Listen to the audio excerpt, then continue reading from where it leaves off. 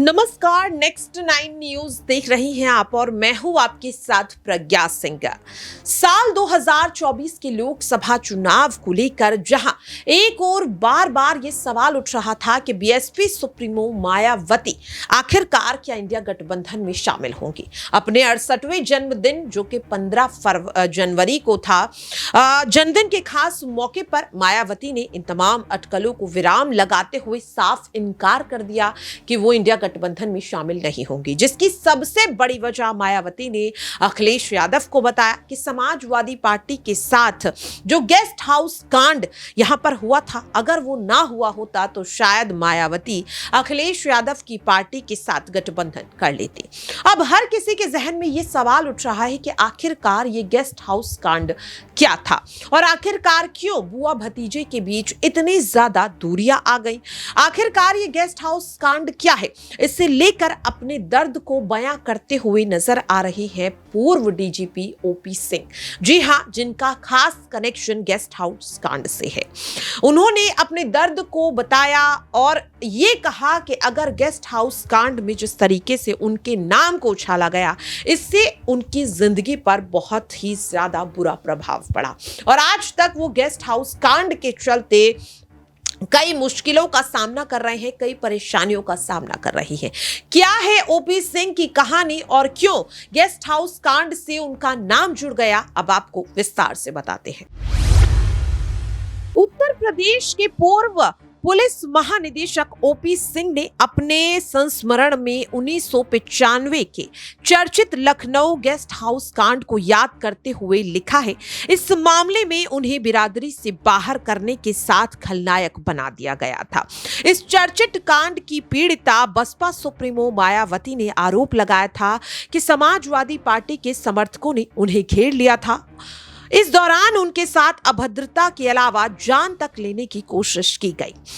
भारतीय पुलिस सेवा के 1983 बैच के अधिकारी ओपी सिंह ने अपने संस्मरणों पर आधारित किताब crime the grime and gumption case file of an IPS officer में इस घटना का विस्तार से वर्णन किया। मूल रूप से बिहार की गया के निवासी ओपी सिंह पुलिस में अपनी 27 साल की सेवा के बाद जनवरी 2020 को सेवानिवृत्त हुए थे। इस दौरान उन्होंने 2 केंद्रीय बलों सीआईएसएफ और एनडीआरएफ का भी नेतृत्व किया। ओपी सिंह ने किताब में सुनामी वर्ष नामक अध्याय तहत गेस्ट हाउस कांड को आधुनिक भारत इतिहास में एक अशोभनीय राजनीतिक नाटक करार दिया।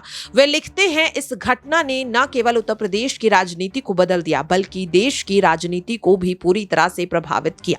ओपी सिंह ने कहा, 2 जून 1995 में हुई घटनाओं का सिलसिलेवार से विवरण दिया और उसी दिन उन्होंने लखनऊ के पूर्व वरिष्ठ पुलिस अधीक्षक एसएसपी का कार्यभार संभाला था। वे याद करते हुए करीब 2 बजे उन्हें मीरा बाई मार्ग स्थित गेस्ट हाउस में कुछ गैर कानूनी तत्वों द्वारा गड़बड़ी को लेकर पुलिस महानिदेशक डीजीपी का फोन आया। वे शाम 5:30 बजे जिला अधिकारी व अन्य अधिकारियों के साथ मौके पर पहुंचे। ओपी सिंह लिखते हैं, स्वीट संस्था 1 और 2 में उस समय रह रही मायावती की चर्चा बीच गेस्ट हाउस में अपने विधायकों से मुलाकात कर रही थी। बहुजन समाजवादी पार्टी ने मुलायम सिंह यादव के नेतृत्व वाली सरकार से समर्थन वापस ले लिया। उन्होंने बताया, बिजली आपूर्ति बंद होने, टेलीफोन लाइनें काट दिए जाने के कारण स्थिति स्पष्ट थी, पूरी तरह अराजकता की स्थिति थी। उन्होंने अधिकारियों को निर्देश दिया कि वे सुनिश्चित करें कि स्वीट्स 1-2 में कड़ी सुरक्षा हो। अचानक हंगामा शुरू हुआ, पुलिस ने लाठीचार्ज कर दिया। ओपी सिंह का कहना है कि हालात सामान्य होने तक वे गेस्ट हाउस में ही थे। अधिकारी के मुताबिक गेस्ट हाउस में घटनाक्रम को लेकर कहानियां और अफवाहें तेजी से फैलने लगी, जिसमें परिसर के एलपीजी सिलेंडर लाने की अफवाह भी शामिल है। उन्होंने लिखा कि मायावती ने चाय पीने की इच्छा व्यक्त की। संपदा अधिकारी द्वारा सूचित किए जाने के बाद रसोई गैस नहीं, पड़ोस के एक सिलेंडर की व्यवस्था की गई। ओपी सिंह ने लिखा, सिलेंडर को रसोई क्षेत्र की ओर लुढ़का कर ले जाते देख उससे वे खड़बड़ की आवाज हुई। अफवाह फैल गई कि मायावती को आग लगाने की कोशिश की गई। उन्होंने लिखा, अभी तो शुरुआत थी, हैरान करने वाली और घटनाएं अभी होनी बाकी थी। ओपी सिंह लिखते हैं, मायावती ने उस दिन राज्यपाल को एक पत्र लिखकर आरोप लगाया कि गेस्ट हाउस में एकत्र हुए सपा सदस्यों ने हमला किया। कुछ बसपा कार्यकर्ताओं को पुलिस और जिला प्रशासन के अधिकारियों की नाक के नीचे उठा कर ले गए। पूर्व डीजीपी ने संस्मरण में लिखा है, एक पुलिस अधिकारी के तौर पर मैं फिर से दो राजनीतिक दलों के बीच शक्ति प्रदर्शन का खेल में लगाए जा रहे आरोप प्रत्यारोप में फंस गया। उन्होंने कहा, राज्यपाल ने उसी रात मुलायम सिंह सरकार को बर्खास्त कर दिया। मायावती को नए मुख्यमंत्री के रूप में शपथ दिलाई गई। ओपी सिंह को नई सरकार ने 4 जून 1995 को निलंबित कर दिया। वे लिखते हैं, केवल मुझे ही क्यों, हम 4 लोग थे गेस्ट हाउस में, मेरे अलावा 3 डीएम, एडीएम और एसपी। केवल मुझे निलंबित किया गया, यह स्पष्ट था कि मुझे निशाना बनाया गया।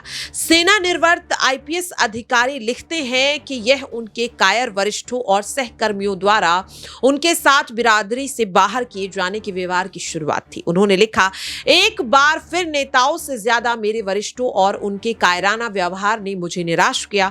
मैं अपने निलंबन के बाद एक वरिष्ठ आईपीएस अधिकारी से मिलने गया।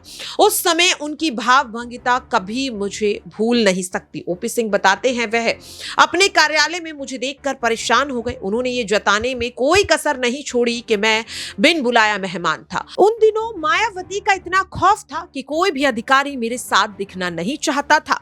रातों रात मुझे बिरादरी से बाहर कर दिया गया। उन्होंने ये भी बताया कि कैसे उनके वरिष्ठ अधिकारी ने उन्हें सचमुच अपने कार्यालय से बाहर निकाल दिया था। ओपी सिंह ने अपने संस्मरण में उल्लेख किया है कि उन पर गेस्ट हाउस कांड को लेकर 2 प्राथमिकी दर्ज की गई। उसमें से प्रत्येक में मुझे खलनायक नामित किया गया। खलनायक जो मायावती के खिलाफ द्वेष पाल रहा था, विधायकों के अपहरण में शामिल था। कुछ महीनों के बाद सरकार ने उन्हें सेवा से बहाल कर दिया और उनके खिलाफ मामले भी वापस ले लिए। ओपी सिंह बताते हैं, उस घटना ने 3 साल बाद मुझे आजमगढ़ में मायावती से मिलने का मौका मिला। तब वे आजमगढ़ रेंज में उप महानिरीक्षक पर तैनात थे। वह लिखते हैं, उन्होंने मायावती से कहा, लंबे समय से मैं इस दिन का इंतजार कर रहा था महोदय कि आपसे मिलकर स्थिति स्पष्ट करूं। पूरे सम्मान के साथ मैं आपसे सीधे सीधे कुछ पूछना चाहता हूं। मायावती ने जवाब दिया, आप पूछिए। वह अपनी बड़ी बड़ी आंखों से मुझे सीधे देख रही थी, जो स्पष्ट संकेत था कि वह ध्यान से मेरी बात सुनने वाली थी। ओपी सिंह लिखते हैं, कांपती आवाज के साथ मैंने खुद को संभाला और पूछा, 2 जून 1995 के उस मनहूस दिन पर आप उनकी क्या गलती थी? मायावती ने कहा, मैडम क्यों, मुझे क्यों निलंबित किया गया? मैं एक गैर राजनीतिक अधिकारी हूं। मेरा पूरा सर्विस रिकॉर्ड इसकी तस्दीक कर देगा। ओपी सिंह लिखते हैं, मैंने पूछा, क्या सजा सही काम करने का इनाम थी? मैं फिर रुक गया, मैं कांप रहा था। मैंने खुद को संभालने के लिए अपनी आंखों को नीचे कर लिया। इस दौरान मायावती ने एक शब्द भी न कहा। अब तक मुझे लगने लगा था कि मुझे स्पष्ट उत्तर नहीं मिलेगा। ओपी सिंह कहते हैं, उन्हें उत्तर नहीं मिला और वे वहां से चले गए। ओपी सिंह ने किताब में मुख्यमंत्री योगी आदित्यनाथ की कार्यशैली की प्रशंसा की। किताब में उनके कार्यकाल की अन्य घटनाओं का उल्लेख किया, जिसमें नेपाल की सीमा से सटे उत्तर प्रदेश के तराई क्षेत्रों में खालिस्तानी आतंकवाद से निपटना भी शामिल है। तो देखा आपने, ये थी पूरी कहानी गेस्ट हाउस कांड की ओपी सिंह के जुबानी। किस तरह से उन्होंने बताया कि आखिरकार 2 जून 1995 को उस गेस्ट हाउस में क्या हुआ, जिसके बाद मायावती ने तो समाजवादी पार्टी से अपना रिश्ता तोड़ा और उसके बाद यहाँ पर पिछले लोकसभा चुनाव को देखते हुए जोड़ भी लिया। लेकिन इसमें ओपी सिंह की जिंदगी कहीं ना कहीं पूरी तरह से बर्बाद हो गई। आज भी उन्हें गेस्ट हाउस कांड में मुख्य आरोपी के तौर पर देखा जाता है। एक बार फिर से ओपी सिंह की चर्चा इसलिए हो रही है क्योंकि मायावती ने अपने जन्मदिन के मौके पर यह कहा था कि अगर गेस्ट हाउस कांड ना हुआ होता तो वे समाजवादी पार्टी के साथ आगामी लोकसभा चुनाव के लिए गठबंधन कर लेती।